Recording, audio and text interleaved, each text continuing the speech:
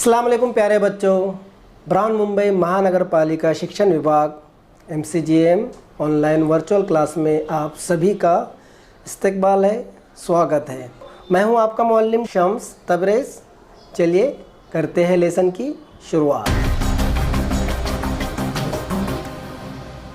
अस्सलाम वालेकुम, कैसे आप लोग? उम्मीद है खैरियत से होंगे, पढ़ाई बराबर कर रहे हैं ना सब पढ़ाई बराबर? Very good. चलिए शुरू करते हैं आज का सेशन। हिंदी लोकवाणी 10वीं कक्षा के लिए, माध्यम उर्दू, कक्षा 10वीं, विषय हिंदी, इकाई पहली। और आज का पाठ है हमारा खोया हुआ आदमी, जो लिखा है सुशांत सुप्रिया जी ने। ये उसका भाग दूसरा है, यानी कि पार्ट 2 है। इससे पहले हमने पार्ट 1 बनाए, अगर आप लोगों ने वो नहीं देखा है तो जाकर देख सकते हैं। इसी चैनल पर सारे वीडियो, तमाम वीडियो अवेलेबल है, आपको मिल जाएंगे। चलिए, मैं हूं आपका शिक्षक शम्स तबरेज़। चलिए बढ़ते हैं आगे। तो बच्चों, खोया हुआ आदमी जो लिखा है सुशांत सुप्रिया जी ने, इसका हम एक वीडियो पहले बना चुके हैं। उम्मीद करता हूँ आपने वो देख ली होगी। तो आगे बढ़ने से पहले देख लेते हैं हम पिछले वीडियो में क्या हमने सीखे थे, क्या पढ़े थे। सबसे पहले हमने सुशांत सुप्रिया जी का परिचय किया कि वो किस तरह के लेखक थे और उनकी रचनाएं कहाँ कहाँ प्रकाशित हुई है। उसके बाद उनकी प्रमुख कृतियाँ और उनकी जो बुक्स है वो हमने देखे थे, कौन कौन सी बुक उन्होंने लिखी है। और ये वाला जो पार्ट हम पढ़ रहे हैं, खोया हुआ आदमी, ये पिता के नाम जो बुक है उनकी, उससे ये लिया गया है। ये पिछले वीडियो में हम देख चुके हैं। और पिछले वीडियो में हम ये भी देख चुके हैं कि इस पाठ से हमें क्या सीख मिलती है, क्या समझने के लिए मिलता है। सुशांत सुप्रिया जी ने अमीर गरीब, ऊंच नीच, जाति पाति आदि कुर्तियों को भुला देने के लिए प्रेरित किया है। इस कहानी से ज्ञात होता है कि अपने अच्छे कार्य से कोई भी आदमी, पशु पक्षी, मानव सबसे आदर प्राप्त कर सकता है। और उन्होंने ये भी कहा है कि अपनी ऊर्जा सकारात्मक काम में लगाने को कहा है सुशांत सुप्रिया जी ने इस पाठ के माध्यम से। तो पिछले वीडियो में हमने देखा कि कहानी स्टार्ट हो गई थी, कहानी हमारी शुरू हो गई थी। एक बहुत पुराना गांव था, उसमें एक आदमी वहां पर आया था। उसका हालत ख़राब थी, फटे पुराने कपड़े वो पहना हुआ था। कुत्ते उसको देखे तो वो उसके तरफ दौड़ने लगे, उस पर भौंकने लगे और उसको परेशान करने लगे। साथ ही साथ जब बच्चों ने उनको देखा, कुत्तों को भौंकते हुए उस आदमी पर, तो बच्चों ने भी उसे परेशान करना शुरू कर दिया, उस पर पत्थर मारना शुरू कर दिए। एक भले आदमी ने आकर उसकी जान बचाई, बच्चों को वहाँ से भगाया और उसका नाम पता पूछा तो उसको कुछ भी याद नहीं था। सिर्फ वो इतना बता पाया कि मैं शायद खो गया हूँ। तो उस आदमी ने उसका नामकरण किया, नाम रखा खोया हुआ आदमी। खोए हुए आदमी को जब दूसरे लोगों के पास लेकर गया तो उनको वो अपना सा लगा और उन्होंने उसे वहीं पर रखने का फैसला किया और वो भी खुशी खुशी राज़ी हो गया वहीं पर रहने के लिए। खोए हुए आदमी की आवाज़ बहुत मधुर थी और वो बहुत अच्छे गीत गाता था। ये उसके गीत सभी बच्चे, बूढ़े, जवान और यहाँ तक के जानवर भी सुनते थे। और गाय भैंस तो उसका गीत सुनकर और ज़्यादा दूध देते थे। और गांव के लोगों ने पाया कि जब से वो हमारे गांव में आया है, गांव में खुशहाली आ गई है, बच्चे हंस रहे हैं, फूल अच्छे लग रहे हैं, तितलियाँ अच्छी लग रही है। ये सब गाँव वालों ने महसूस किया। अब उसी वक्त क्या हुआ, एक जो बूढ़ी औरत थी उसको ये सपना आया कि जो खोया हुआ आदमी है उसका बेटा था, जो बचपन में कहीं खो गया था। बूढ़ी औरत ने उसको अपना सपना सुनाया तो वो उसका बेटा बन गया और उसकी खूब खिदमत किया। तो बच्चों, ये था हमारी कहानी का वो भाग जो हमने पिछले वीडियो में देख चुके हैं। ये इसका रिकैप था। अब बढ़ते हैं हम आगे आज की कहानी की तरफ। तैयार है आप लोग? ओके, चलिए।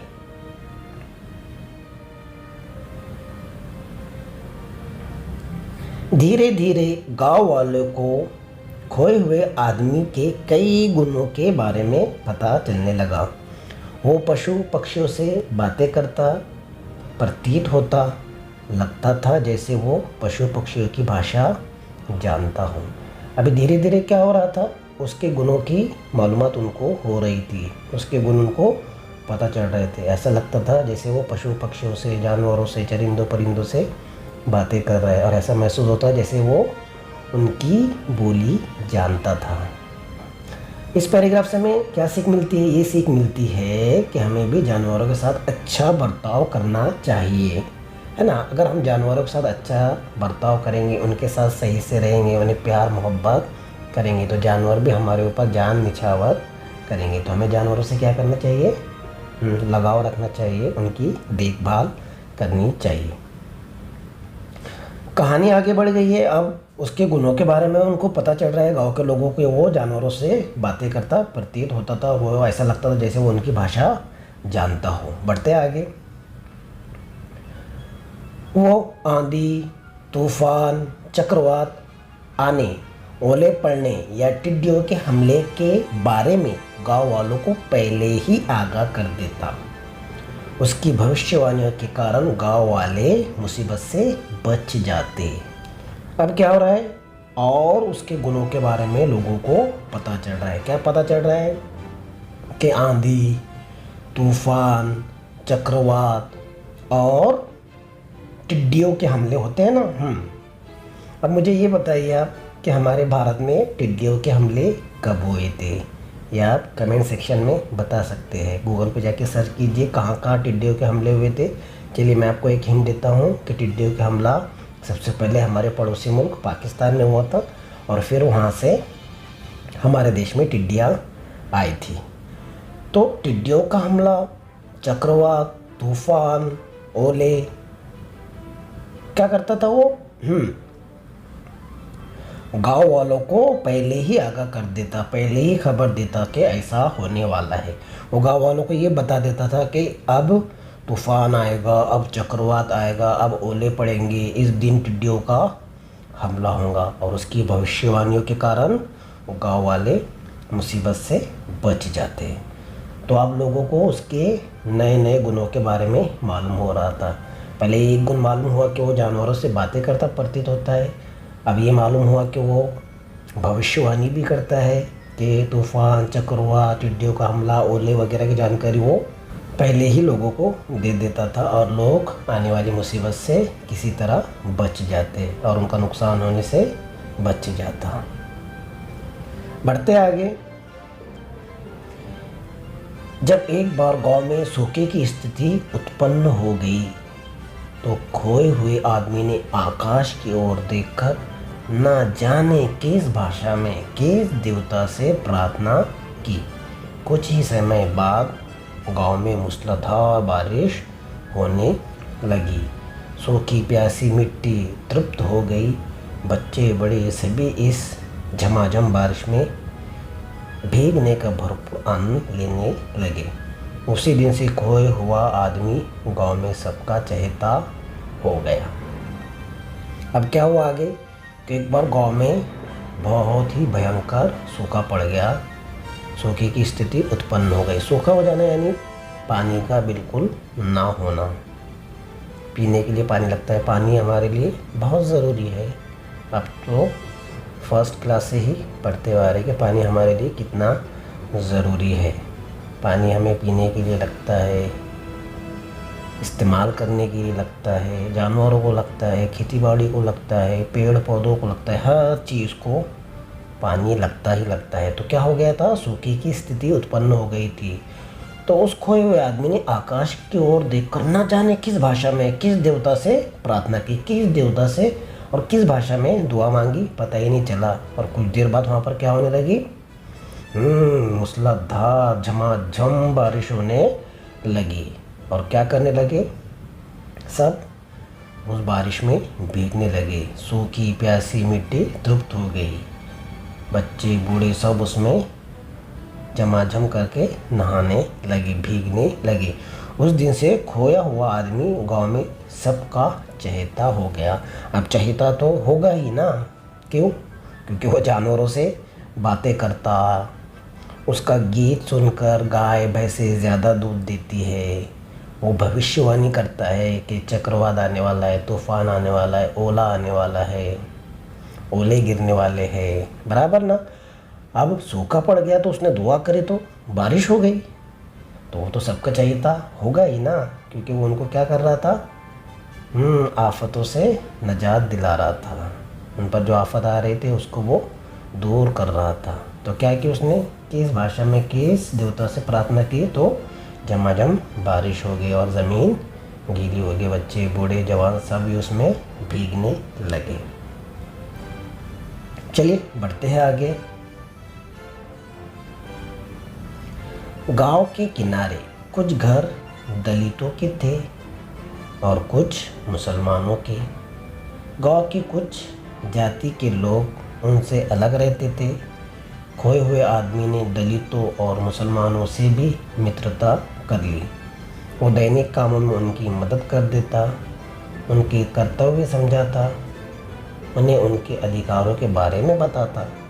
देखते ही देखते गांव के दलित अपने हक की मांग करने लगे। अब देखिए आगे क्या हो रहा है। खोया हुआ आदमी क्या कर रहा है। गांव के किनारे कुछ घर दलितों के थे और कुछ मुसलमानों के। गांव के कुछ जाति के लोग उनसे अलग रहते थे। क्या करते थे, अलग रहते थे। उनसे बातचीत नहीं करना, उनसे मेल मिलाप नहीं रखना, कोई किस्म का व्यवहार नहीं रखना। खोए हुए आदमी ने दलितों और मुसलमानों से भी मित्रता कर ली। यानी क्या कर ली उसने, उनसे भी वो दोस्ती कर लिया, दोस्ती बढ़ा लिया। वो दैनिक कामों में उनकी मदद कर देता, उनके कर्तव्य समझाता। वो उनको उनके कर्तव्य समझाता है कि तुम्हारा क्या कर्तव्य है, तुम्हारे क्या फ़र्ज़ है, और वो उनके अधिकार भी बताता है कि तुम्हारा क्या अधिकार है। ऐसा नहीं है कि सारे अधिकार दूसरे लोगों को है और आप लोगों को कोई अधिकार नहीं, बल्कि वो उनके अधिकार उनको बताता है कि आप भी ऐसा कर सकते हैं। देखते देखते गांव के दलित अपने हक की मांग करने लगे। दलित भी क्या करने लगे, अपने हक की मांग करने लगे। और हक तो हमें मिलना ही चाहिए ना, अपना हक हमें तो मिलना ही चाहिए, क्योंकि वो क्या है, हमारा हक है ना। कुछ लोग क्या करते हैं, जो बड़े लोग रहते हैं वो छोटे लोगों का हक मार लेते हैं। जो ऊंची जात वाले हैं वो निचली जात वालों का हक मार लेते हैं। तो ऐसा नहीं करना चाहिए। और खोए हुए आदमी ने उनको बताया कि आपके कर्तव्य क्या है और आपके अधिकार क्या है। हमें भी अपने कर्तव्यों की और हमारे अधिकारों की जानकारी होनी चाहिए। हमारे अधिकारों की जानकारी होगी तभी हम हमारे कर्तव्यों का पालन कर पाएंगे और हमारे हक के लिए हम लड़ पाएंगे। अगर हमें हमारे अधिकार ही पता नहीं होगा कि हमारा अधिकार क्या है, तो हम उसके लिए कैसे लड़ेंगे, उसको कैसे मांगेंगे, हमारा हक हम कैसे हासिल करेंगे, जबकि हमें पता ही नहीं है कि हमारा हक क्या है। जैसे फॉर एग्ज़ाम्पल कि हमको हमारे घर में खाना खाना ये हमारा हक है। एक एग्ज़ाम्पल दे रहा हूँ, मैं मिसाल दे रहा हूँ। घर में खाना खाना हमारा हक है, ठीक है, और घर वाले आपको खाना ही नहीं दे रहे, लेकिन आपको पता ही नहीं कि खाना मेरा हक है, तो आप कैसे बोलेंगे घर में कि लाओ मुझे खाना दो? नहीं, बल्कि खामोश बैठ जाएंगे। जब हमें हक पता होगा तब हम उसके लिए लड़ पाएंगे। तो वही कह रहा है खोया हुआ आदमी यहाँ पर दलितों से और मुसलमानों से कि आपको अपने कर्तव्यों का पालन करना चाहिए, अपने कर्तव्य निभाना चाहिए और अपने अधिकारों के बारे में आपको जानकारी होना चाहिए और अपने अधिकारों के लिए लड़ना चाहिए। अधिकार पता होंगे तो हम लड़ेंगे, वरना हम कुछ नहीं कर पाएंगे। हमें हमारा अधिकार जानना ज़रूरी है, हमारे हक क्या है वो जानना ज़रूरी है। ठीक है, चलिए बढ़ते हैं आगे। उधर गांव के बड़े बूढ़ों पर भी खोए हुए आदमी के समझाने का असर हुआ। धीरे धीरे दलितों का शोषण बंद हो गया, आपसी भाईचारा बढ़ने लगा। गांव के सभी जाति धर्म के लोग, हिंदू और मुसलमान, मिलजुल कर ईद और होली दिवाली मनाने लगे। इस तरह गांव में सांप्रदायिकता और जातिवाद को दूर करने में खोए हुए आदमी ने महत्वपूर्ण भूमिका निभाई। सभी प्रकार के झगड़े टंटे समाप्त हो गए। यदि कोई विवाद होता भी तो बैठकर वे आपस में निपटा लेते थे। अभी क्या हो गया, कहानी आगे बढ़ रही है। उधर गांव के बड़े बूढ़ों पर भी खोए हुए आदमी के समझाने का असर हुआ। वो ऐसा नहीं था कि सिर्फ दलितों को, गांव के किनारे के मुसलमानों को और दलितों को ही समझा रहा था, बल्कि गांव के अंदर जो एक दूसरे से अलग अलग रहते थे उनको भी वो समझा रहा था, बता रहा था। तो उसके बातों का असर उन पर भी हुआ। धीरे धीरे दलितों का शोषण बंद हो गया। अब दलितों पर क्या शोषण होता था ये एक अलग टॉपिक है, उस पर हम फिर कभी डिस्कस करेंगे। उनको पानी नहीं दिया जाता था पीने के लिए, जहाँ से वो जाते थे उनको झाड़ू मारते हुए जाना होता था, उनके कुएं से कोई पानी नहीं पीता था। बहुत सारी बातें हैं, वो फिर हम कभी डिस्कस करेंगे। खैर तो उनका शोषण बंद हो गया, उनको जो परेशान किया जाता था, उनको जो सताया जाता था वो बंद हो गया। आपसी भाईचारा बढ़ने लगा। क्या करने लगा? आपसी भाईचारा। गांव के सभी जाति धर्म के लोग, हिंदू और मुसलमान, मिलजुल कर ईद और होली दिवाली मनाने लगे। आप मुझे एक बात बताइए कि बचपन से हम एक नारा लगाते हुए आ रहे हैं कि हिंदू मुस्लिम सिख ईसाई आपस में हम भाई भाई। हिंदू मुस्लिम सिख ईसाई आपस में हम भाई भाई। ये नारा हमने बचपन में बहुत लगाया, लेकिन आजकल ये नारा हमें सुनाई नहीं देता है। इसकी क्या वजह हो सकती है? आप सोचिए और बताइए, इस पर डिस्कस कीजिए। तो शोषण बंद हो गया, आपसी भाईचारा बढ़ने लगा। गांव के सभी जाति के धर्म लोग, हिंदू और मुसलमान, मिलजुल कर ईद और होली दिवाली मनाने लगे। कौन? हिंदू मुस्लिम आपस में ईद मनाने लगे, एक साथ दिवाली होली मनाने लगे, है ना। बहुत सारे त्यौहार होते हैं। हमारा भारत देश जो है तो त्योहारों का ही देश है। यहाँ पे ईद, बकरीद, होली, दिवाली, दशहरा, क्रिसमस, इतने सारे त्यौहार है।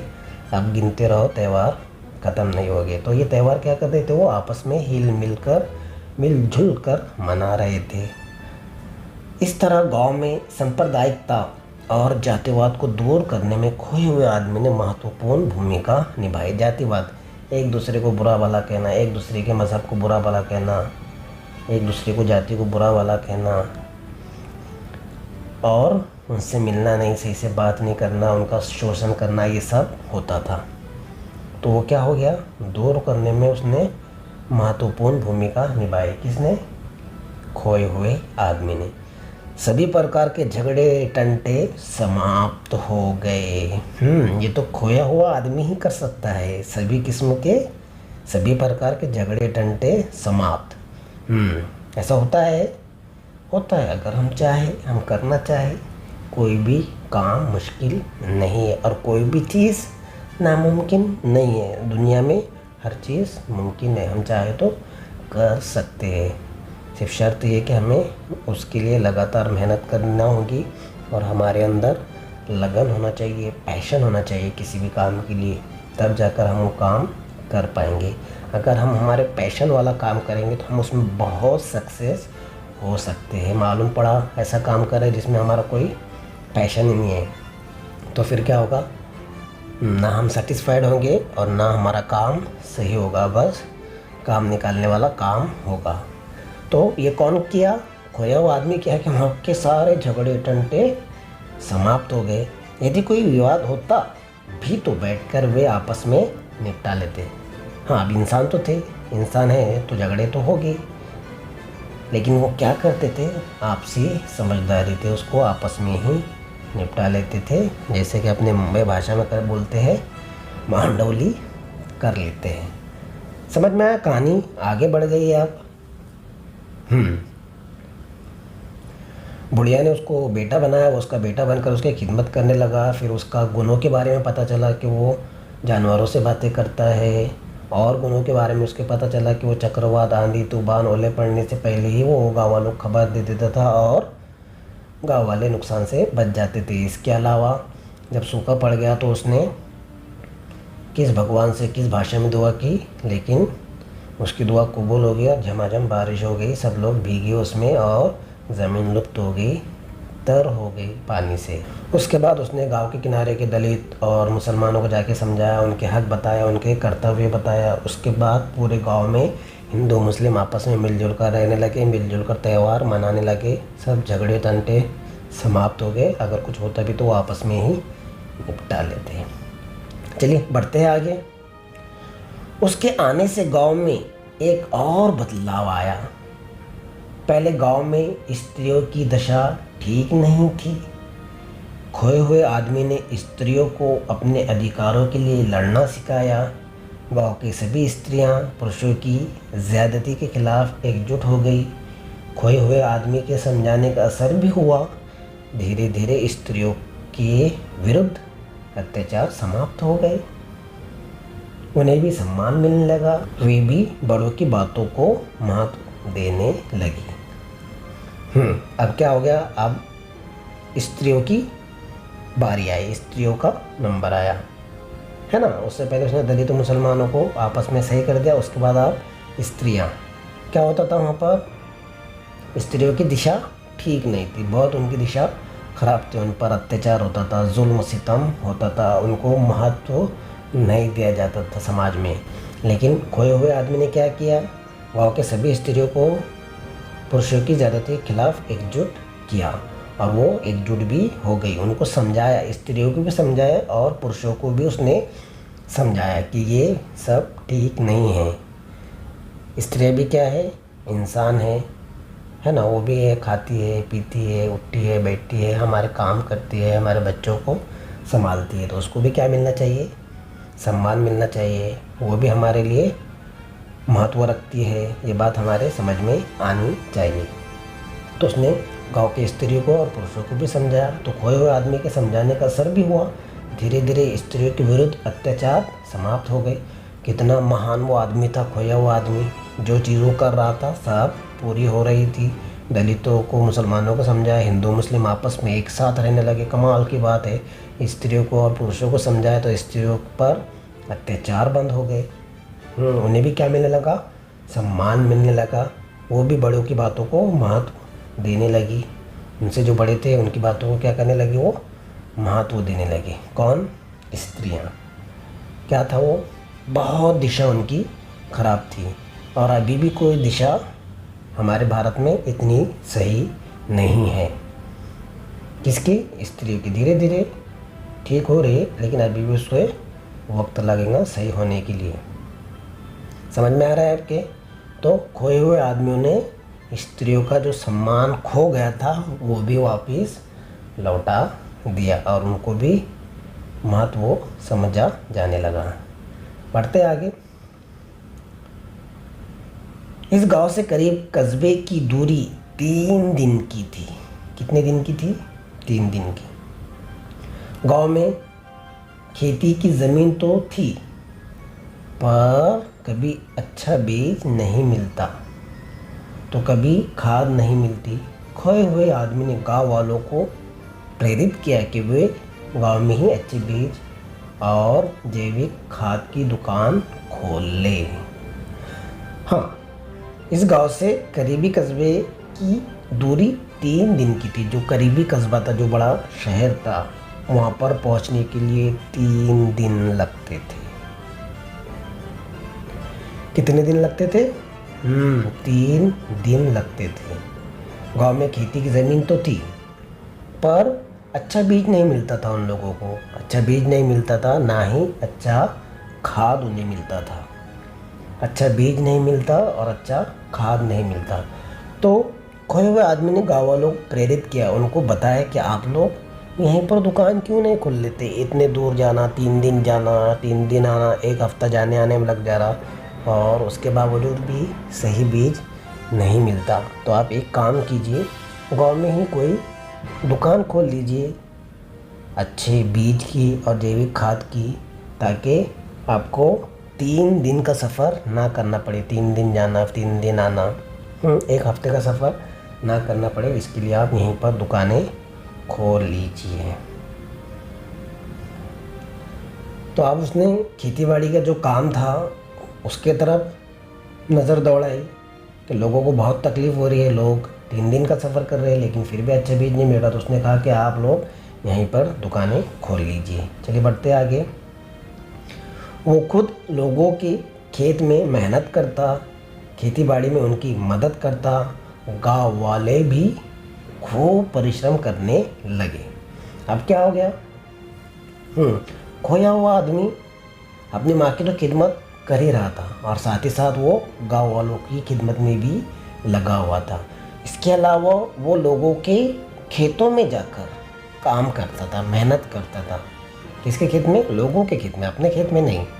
किसी और के खेत में जाकर वो मेहनत करता है, हल चलाता था, बीज बोता था, फसल काटता था, पानी देता था, वगैरह वगैरह वो काम करता था खेत में जाकर।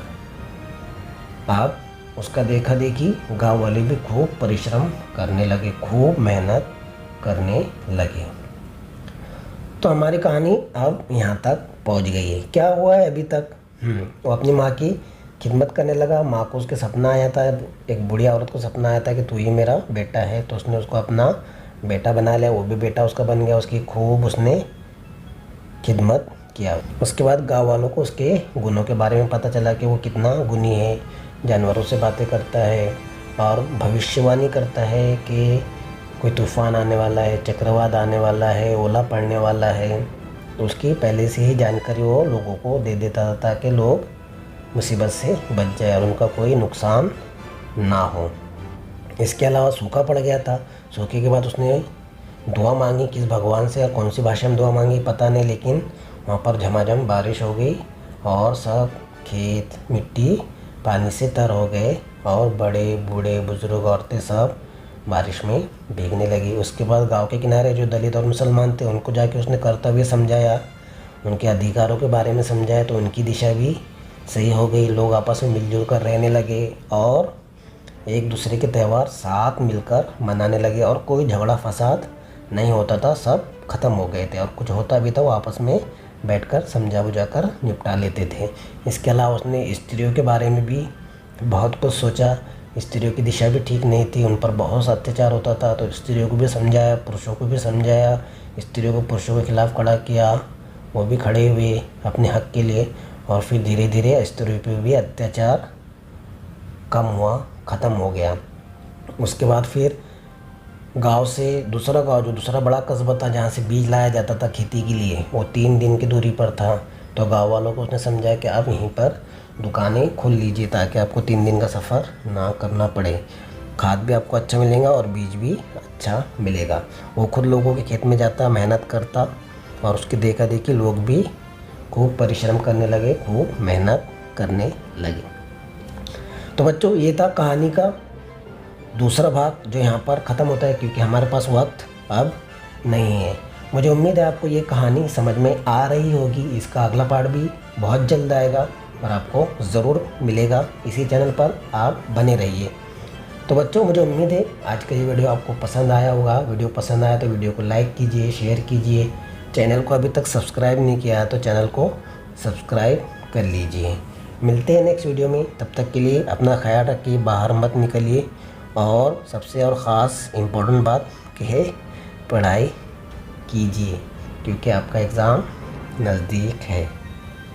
चलिए मिलते हैं फिर नेक्स्ट वीडियो में। तब तक के लिए टेक केयर, बाय बाय। तो बच्चों, मुझे उम्मीद है आपको आज का लेसन पसंद आया होगा। आज की वीडियो में बस इतना ही। मिलते हैं हम नेक्स्ट वीडियो में। तब तक के लिए अल्लाह हाफिज़।